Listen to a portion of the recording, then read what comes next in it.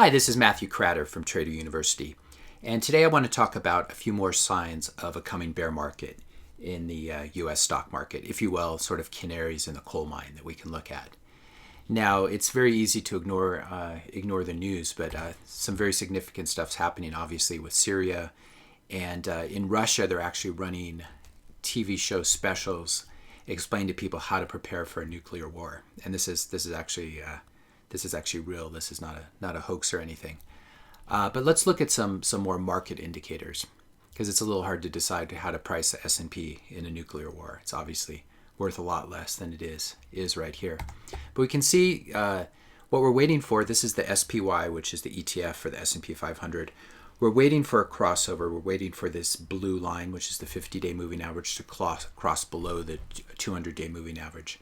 You can see the S&P seems stuck below the 50-day moving average, so it's already in a little bit of trouble.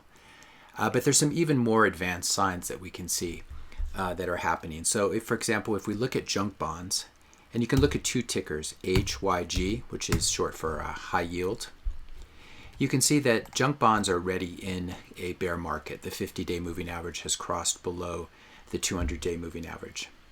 And this happened back in December of 2017, and stocks really have had a hard time staying up for any period of time since then.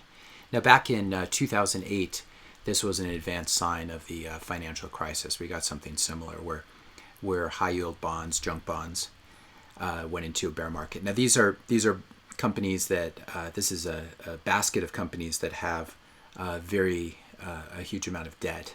And as a result, they have to pay very high interest rates, high yields on that debt. And in the case of a recession or a war or some problem, these companies are very vulnerable. So people like them in good times because they can go up a lot more and you can get paid a yield while you wait. But in bad times or in times of rising interest rates, they can sell off first. And this is often a leading indicator, something that shows what the stock market's going to do before the stock market itself does it. So you can look at HYG, that's one of these. JNK, junk, is another. And you can see both of these have entered bear markets. And the selling has actually been quite severe. I think the other two canaries in the coal mine that we can look at are speculative stocks. And especially stocks that need to constantly raise money. So Tesla is an example of this. You can see the blue lines cross below the red line. Tesla in a bear market. Now this company, Elon Musk, is obviously a visionary and a genius. Problem with Tesla is they don't make any money selling cars. And as a result, they have to constantly sell debt and sell stock to raise money. And if the debt markets or stock markets ever close for them, they're burning cash so quickly that they could be in quite a bit of trouble. This is definitely a stock that I stay away from. This thing could go to zero quite easily.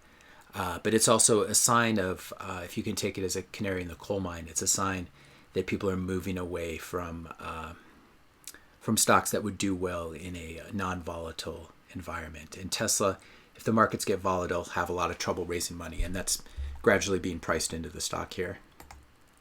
And then the last one is another speculative market, very fun market to trade, and that's Bitcoin.